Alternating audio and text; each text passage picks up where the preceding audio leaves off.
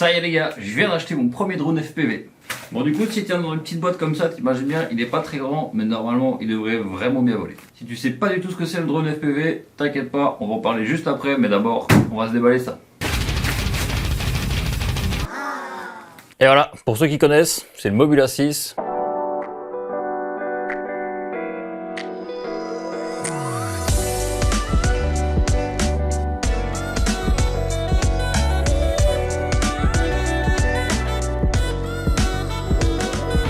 Alors c'est minuscule, c'est un super bon petit drone pour s'entraîner au tout début, qui te permet de voler à l'intérieur, sans prendre de risques, sans péter des trucs, des écrans, sans faire mal à personne, qui permet de voler du coup tout l'hiver. Parce qu'il faut savoir que les batteries de drone FPV, quand il fait 0 degré, ça tient pas du tout. Du coup, le petit drone, voilà comment ça se présente. C'est extrêmement léger.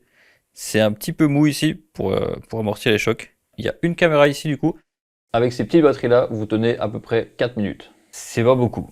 Ça choque beaucoup au début et après je crois qu'on s'y fait. C'est pour ça qu'ils nous en fournissent 4 dans le pack. T'as quand même un bon petit quart d'heure de vol, ça passe. Alors au niveau de mon historique, j'ai acheté donc la Taranis QX7 il y a quasiment un an je pense. C'est vraiment la manette classique et en fait c'est vraiment le premier truc à acheter quand on débute parce que tu vas passer du temps, énormément de temps, sur un simulateur avec ta manette directement. C'est plus intéressant. Alors évidemment, moi j'ai commencé avec une manette PS4, mais bon. Et ensuite, c'est ce que je viens d'acheter maintenant. Voilà, le petit casque Ishin EV800D que j'ai pris d'occasion simplement. Juste un détail, faites attention qu'il y ait le chargeur avec, ça peut vous éviter de devoir recommander des petites pièces sur Amazon après quoi. Et comme je vous ai déjà présenté, le Mobula 6, qui est mon premier drone. J'ai pris en 19 000 kV, pour ceux à qui ça parle. Bon, un tout petit peu d'explication. En gros, la différence entre un drone et un drone FPV, ici on lui a collé une petite caméra pour regarder vraiment directement dans le drone, là où on va, et qu'on regarde ça avec un masque en immersion. C'est pas de la 3D, mais on a vraiment le masque ici, avec le grand écran, entre guillemets, et on est vraiment dans le drone. Deuxième différence, qui fait toute la différence d'ailleurs, c'est que le fait d'avoir cette caméra bien sur le drone, on peut mieux se rendre compte d'où on est et on peut prendre plus de risques. Du coup, on a aussi désactivé à peu près toutes les assistances. C'est-à-dire que voilà, si on coupe les gaz, il tombe comme une pierre, il va jamais rester stabilisé, s'il y a du vent, il bouge. Par exemple, notre stick de droite, si on le pousse pour tourner, il va se mettre comme ça, et si on lâche, il reste comme ça. Il va pas se remettre tout le temps droit et stabilisé. Ce qui va nous permettre beaucoup plus de liberté et de faire par exemple ceci, un énorme plongée, ou encore ça. Suivre des voitures, on peut faire du freestyle avec, ce qui donne des plans beaucoup plus dynamiques que les vrais drones. On peut quand même faire des trucs très stabilisés. Ça peut être simplement pour le plaisir, comme hobby, comme passion, ou éventuellement, voilà. Dans mon cas, essayer de rajouter ça à mon panel de prestations, on va dire.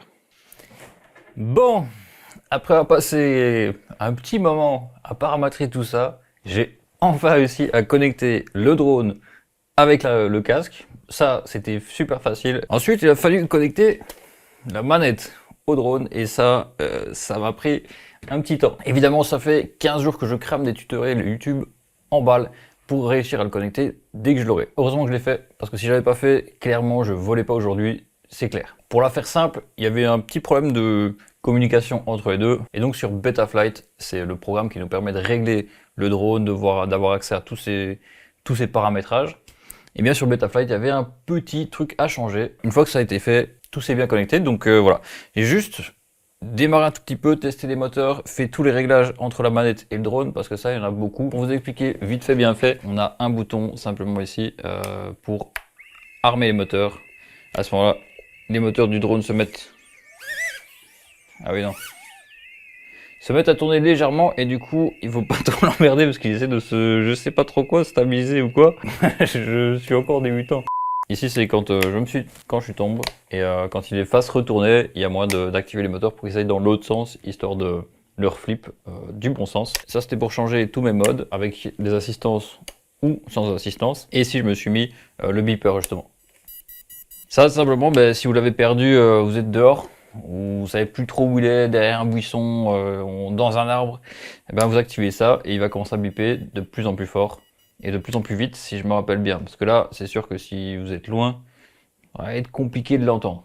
Tout ça, ça se paramètre dans le programme dont je vous ai parlé tout à l'heure et sur la manette en elle-même. C'est ça que je me suis fait chier à faire tout à l'heure. Mais clairement, on va pas s'attarder là-dessus aujourd'hui. Et bien du coup, c'est parti pour le premier vol avec le Mobula 6. Vous allez voir quasiment la même qualité que ce que moi je vois, mais en un petit peu détérioré quand même. Voilà, donc sachez qu'on y voit un tout petit peu plus clair dans le masque. Je vais démarrer ce qu'on appelle en angle mode. On a toujours l'air aussi cool. Ouais, vous sentez le crash arriver direct ou pas? Je vais m'écarter un petit peu.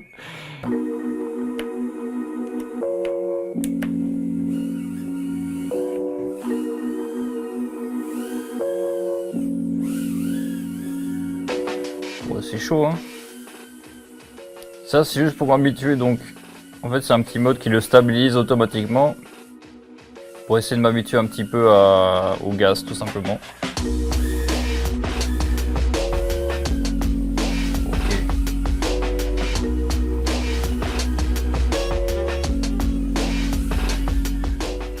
Ok, donc on va commencer à se balader doucement, mais oh là. Oh,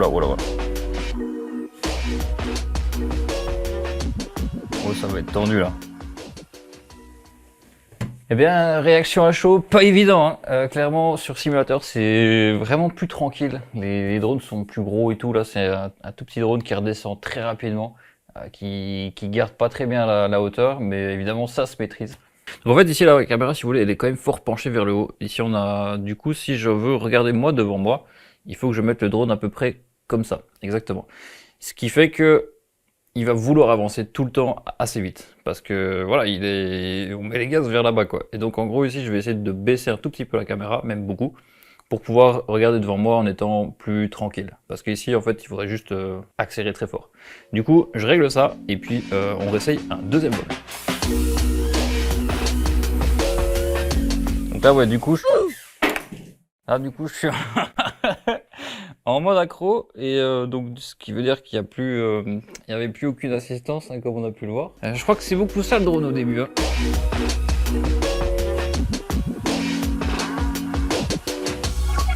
Ok. Oh.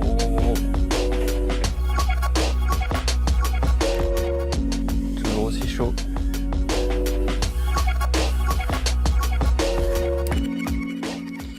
Eh ben, pas évident. Je pense que dehors, ça peut être plus tranquille quand même. On va essayer de changer de pièce. Alors, on va commencer à avoir des petits artefacts, normalement. Ouais, c'est chaud. Au moins, j'ai le bon réflexe de désarmer direct.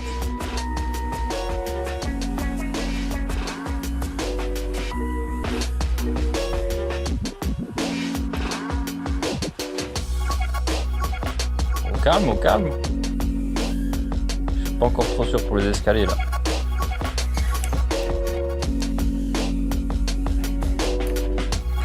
Oh putain. Eh, si je l'ai pas cassé dans la semaine.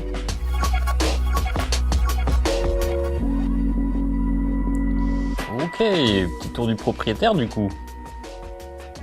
Je sais pas pourquoi, mais c'est moins stressant je trouve de pas l'entendre. T'es plus concentré sur la réalité quoi. Enfin ouais justement là.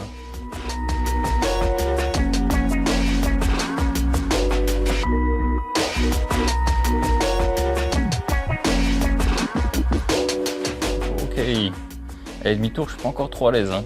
Je préfère faire une marche arrière qu'un demi-tour, c'est fou ça. Merde. Ça va. Bon. Bah, je pense qu'on va aller tester ça, dehors. Je sais pas encore où je vais aller, moi.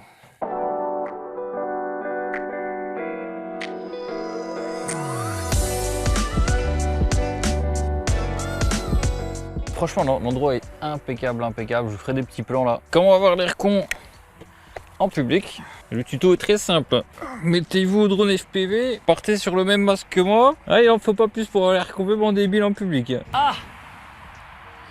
Je vous ai dit ou pas que le drone c'était résoudre un problème chaque fois qu'il se présentait ou... Alors pour le coup il y a moyen de faire du vol à vue, mais je sais déjà que dans 2 minutes je vais aller rechercher par terre quoi. Bon ben on va tester du vol à vue alors hein. Guette ça, fieu. Faut vraiment pas se perdre au niveau de qu'est-ce qui est devant, qu'est-ce qui est derrière, mais sinon ça va. Et en fait, c'était une super bonne idée de commencer comme ça parce que tu te rends mieux compte de l'extérieur sans le masque, comment réagit ton drone, à quel point il est sensible ou pas par rapport aux commandes. Et puis en plus, en chipotant un petit peu mon masque, j'ai compris comment récupérer la vidéo. Et là, c'était parti pour les choses sérieuses. Bon, je vous mets tout ça avec une petite musique épique parce que ça donne toujours mieux.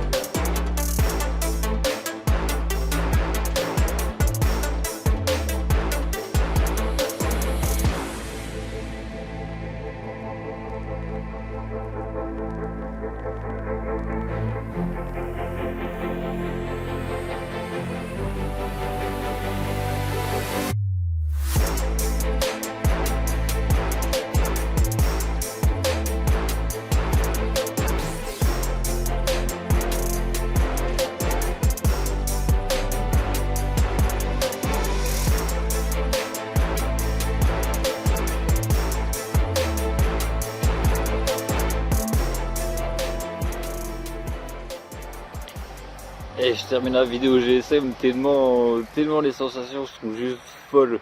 Putain, c'était le pied. Ah, c'était vraiment un truc de fou, aller voler là au-dessus près des arbres. Il y a une toute petite pression quand même de, tu sais pas encore trop, voilà, comment ça va réagir et tout. Sensation de fou.